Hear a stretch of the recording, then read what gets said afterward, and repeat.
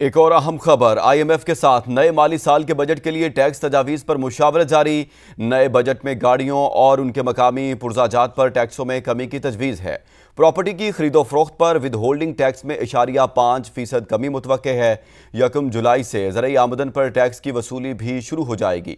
اسلام آباد سے شکیل احمد کی رپورٹ۔ بجٹ 2025-26 کے لیے آئی ایم ایف کے ساتھ ٹیکس تجاویز پر ورچوئل مشاورت جاری۔ ایف بی آر ذرائع کے مطابق نئے بجٹ میں گاڑیوں اور مقامی پرزہ پر ٹیکسوں میں کمی کی تجویز ہے۔ بعض پرزہ پر موجودہ 2% ایڈیشنل کسٹم ڈیوٹی کو صفر کیا جائے گا۔ 4 سے 7% والے سلیب میں بھی کمی کی تجویز ہے۔ گاڑیوں پر موجودہ 15 سے 90% عائد ریگولیٹری ڈیوٹی میں سالانہ 20% کمی کی تجویز ہے۔ ذرائع کے مطابق پراپرٹی کی خرید و فروخت پر ود ہولڈنگ ٹیکس میں 0.5% کمی متوقع ہے۔ زرعی آمدن پر ٹیکس وصولی 1 جولائی 2025 سے شروع ہو جائے گی۔ صوبائی اسمبلیاں قانون سازی پہلے ہی مکمل کر چکی ہیں۔